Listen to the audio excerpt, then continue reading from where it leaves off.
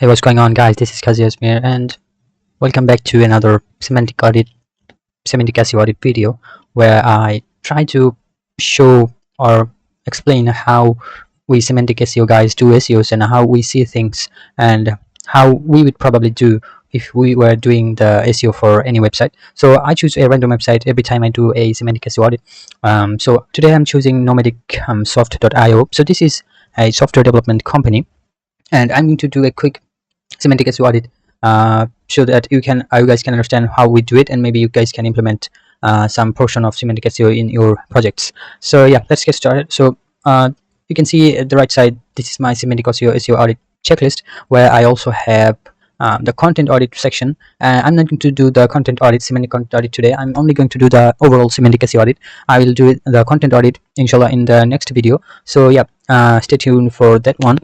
So let's get started with the first one, the semantic SEO audit. So first of all, we have what is source context. So what is the source context? So anytime we are doing a semantic SEO for a client or for ourselves, we have to understand what is the source context. So the source context, as you probably know, the source context is what is actually the business. So what is the business context, how you earn money from the website. So as we can see that this is a software development company, they earn money by doing software development for their clients. So if I see they have a pretty good, like, sleek looking, good design website, and I really like their design, it is pretty awesome.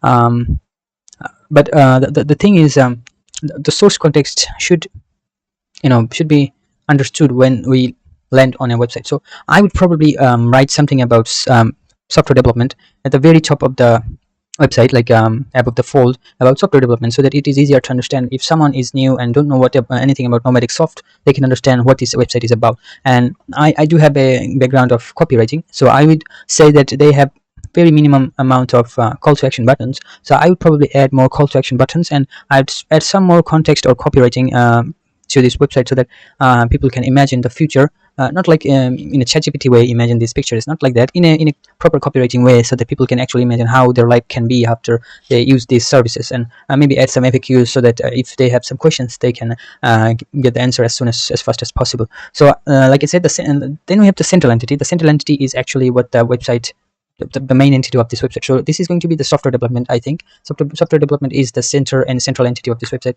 So as I said, I would mention the central entity, or like mainly how we help our clients in the very first section of our website, or the homepage especially. And I would add some good quality call to action, so that people actually can understand what to do next after we visit this website. So they have like some more portions, like what can we offer, but what I really like to do is present a problem first, so that people can understand what they are actually going through, and they can understand how we feel about their problems, and then we can present our solution to those problems. Like I'm talking all this from the copywriting perspective, and then after we present our solution, we can present our testimonials and who we worked previously, and maybe then we can give more copywritings as well. So the source context is quite clear. Like the central entity is also clear, but this can be clearer if we are doing like semantic SEO guys. If we were doing this SEO project, we would add more context to it, so that easier for the Google to understand, also for the potential clients to understand what this website is actually about.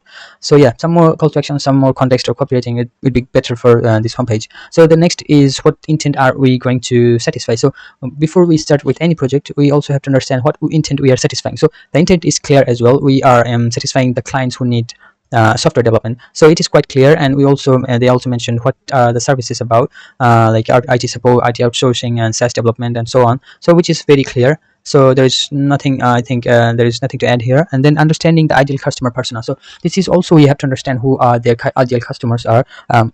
So if this is a local business, if they are only doing for local, they're doing software development for local area, like for example Texas or New Jersey, they should mention it on the homepage. But if it is an international website, and they are serving internationally, worldwide, so they can mention it like overall, that we are like giving services worldwide. That would be a great thing to add in the website. I don't know if they are doing something, they have a location, I think. I don't know if they are only doing it for the location area. So yeah, I'm not sure about that, but the ideal customer is quite clear. They are doing it for, I think, internationally, because there is no area is mentioned. So the ideal customer persona is those business owner who need software development. So I think this is a clear as well. Then understanding the competitors. So now I don't know who are actually their competitors, but anytime we do as a semantic SEOs, we do understand, we try to go through their major competitors and at least choose the one we want to outrank. But it is very important to choose that one carefully so that we can actually outrank them within the next broad core algorithm update. Because sometimes what we do, we choose multiple competitors, even we choose Forbes as our competitors, but Forbes is not our competitors. Our competitors are those who we can actually outrank. So there is a kind of like a tier one competitor, tier two competitors. Like your tier one competitors should be your priority competitor should be like the one you can handle currently. Don't don't go for the best one yet.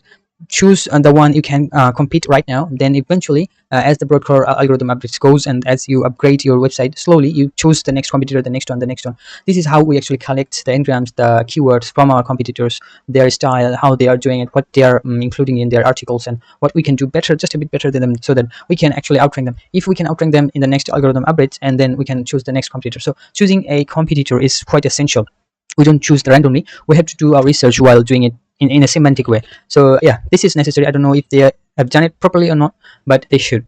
Okay, so next, what is the root? So the root is like the when it comes to blogging, every website have a blog. They also have a blog, right? Because they are doing I think they are doing SEO.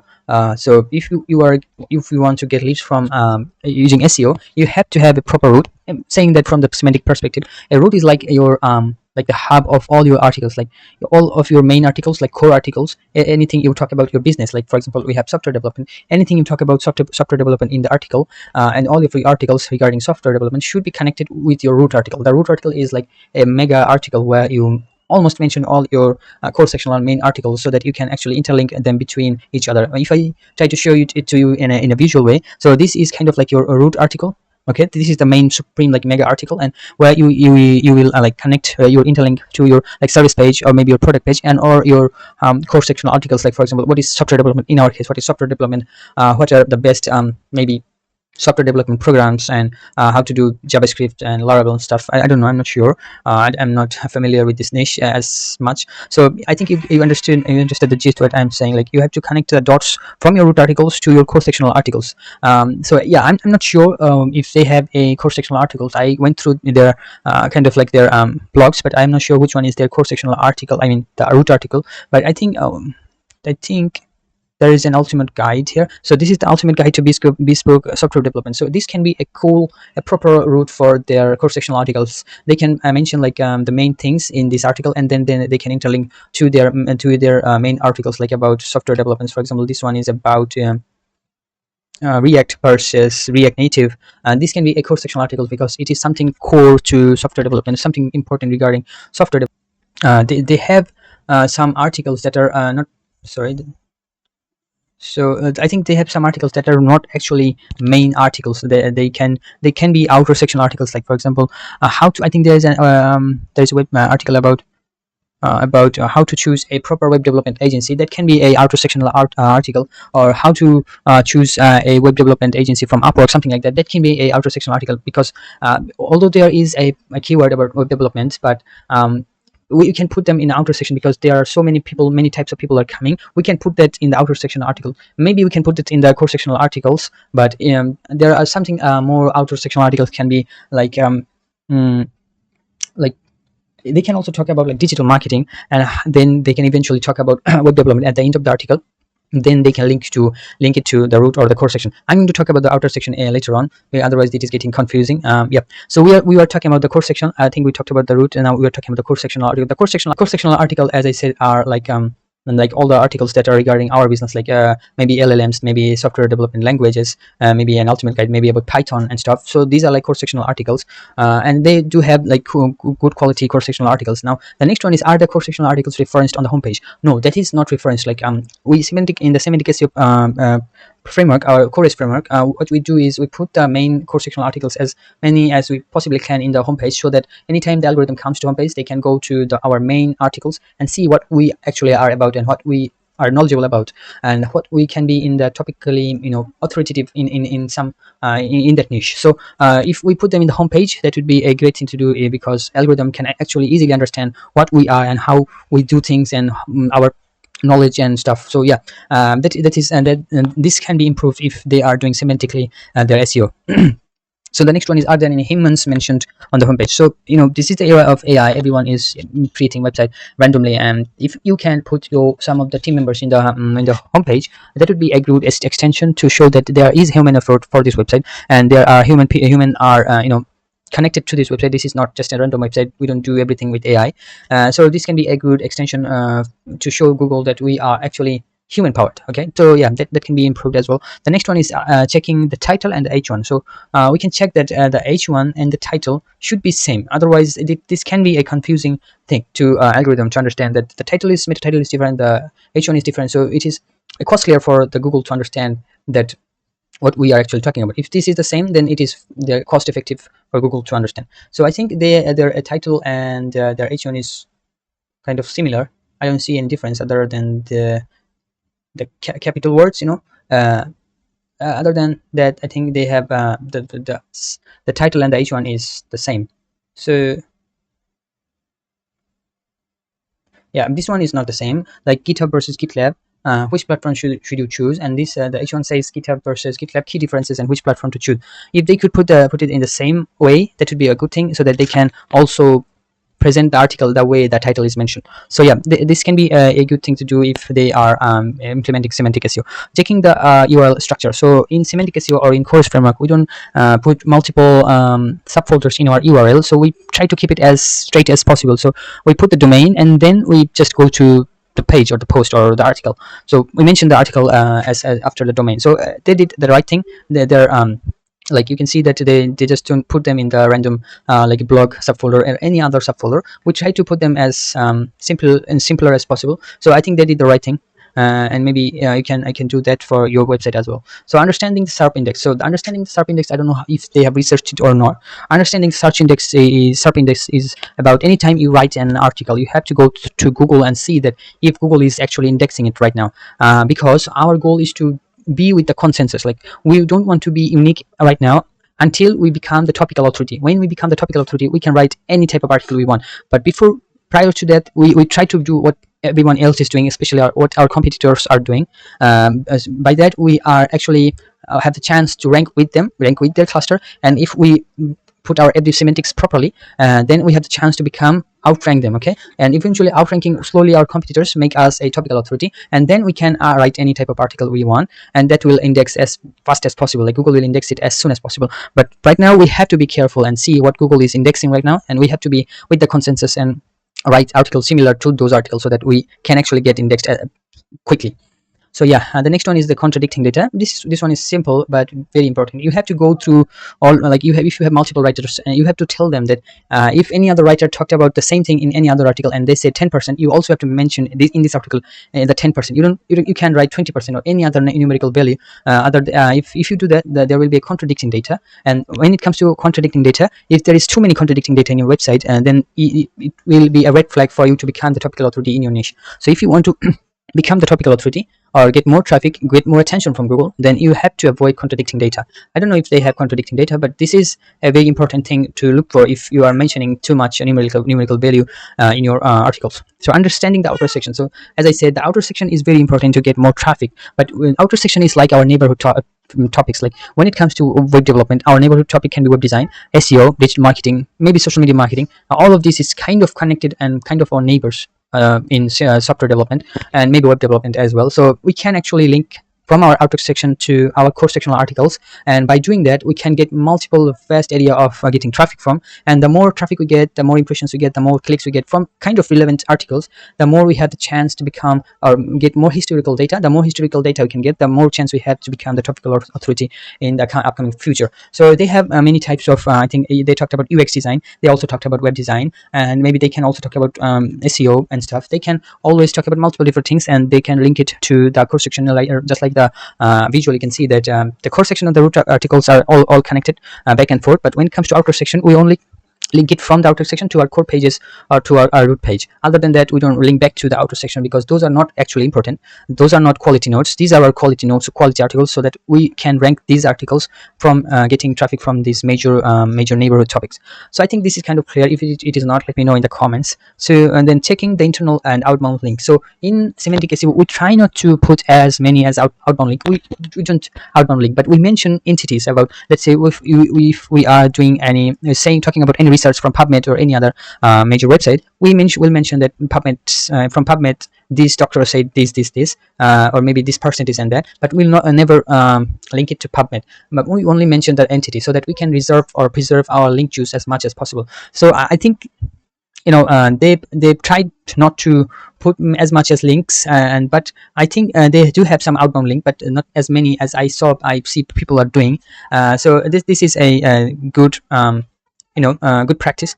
And when it comes to internal link, we do internal link as we need, but we don't extensively do it, and especially we don't, like they put it here, we don't internal link from our above the fold content. We put it at the end of the articles, like in our supplementary content, so that Google actually can read the articles without any interruption. Like they don't just come here and go to other articles and then come back and then read it. So we try not to interrupt the Google algorithm, and we put them at the bottom so that they can read the article and then go to where we want them to go. So yeah, this is how we do it. Maybe they can improve it in their website as well. Next is the check for article freshness. So I think their articles are quite fresh. Some of them are fresh, like some of them are from 2025 and 2024, like 2024 and maybe 2022. These are kind of old. If they can improve them, that would be better. And the more freshness you can give, the more update you can upgrade your articles regularly, the more Google gives you attention, because Google loves freshness, and they want people to give fresh perspective to their potential clients. So if they can improve their articles, not just create more articles, and also do fresh articles, like upgrade their articles, that would be a good practice. And the next one is all publication frequency. Yeah, we also go through publication frequency when it comes to making a topical map. When we create a topical map for a website, from semantic perspective, we also check the publication frequency. Like we post like 20 articles first, and then we go patternless, so that it becomes like as humanly as possible. But the first 20 articles we publish is because we want to show Google that there is something going on in this website, and as so many things in the internet going on right now, if we don't publish a massive amount of articles at once, Google will not likely to recognize or even understand if there is anything going on anywhere in the world or anywhere in this website. So we just want to zap the Google that we are a website, we are doing something, check this out. And we don't go beyond 20 articles, because we don't want to get punished by Google to be a AI like mass published website. Yeah, we keep it as human friendly as possible, and we also try to get attention from Google. So it is kind of a balanced thing. So is this the next one, and the final one is the central entity mentioned site-wide? Central entity should be mentioned site-wide, otherwise Google will actually not give you the topical authority, because you want to be the topical authority of this entity. That's why you have to mention throughout your website about this entity. So software development should be so they have mentioned in the homepage. I would mention a lot more time, I guess. Maybe in let's see, I'll check all the articles I have opened so that I can see that. So I think this is like a footer page, like a footer keyword, not the header. So this is interesting. I think they haven't mentioned it throughout their all of their articles. Like they have mentioned in the footer or maybe in the header, but not throughout in the main content of the article. What we do is we try to mention it all of our articles as much as possible, so that we can become a topical authority in that actual and in that actual entity. So I would do it in this website. I would implement it in this website if I were doing SEO for them. So if you are doing it for your website, I recommend you put your central entity throughout your article, so that you can become a topical authority in upcoming future. So this is kind of like the overall semantic SEO audit. There are a lot more things. I just wanted to make it as short as possible, so you can check it out, this checklist. And also I'm going to do a quick semantic content audit, but it is going to be quite long. There are 31 checklist points. So yeah, stay tuned for the next video. I hope you guys like this video, and if you have any questions, let me know. Yeah, thank you guys for your time. I'll see you guys in the next video, inshallah. Thank you.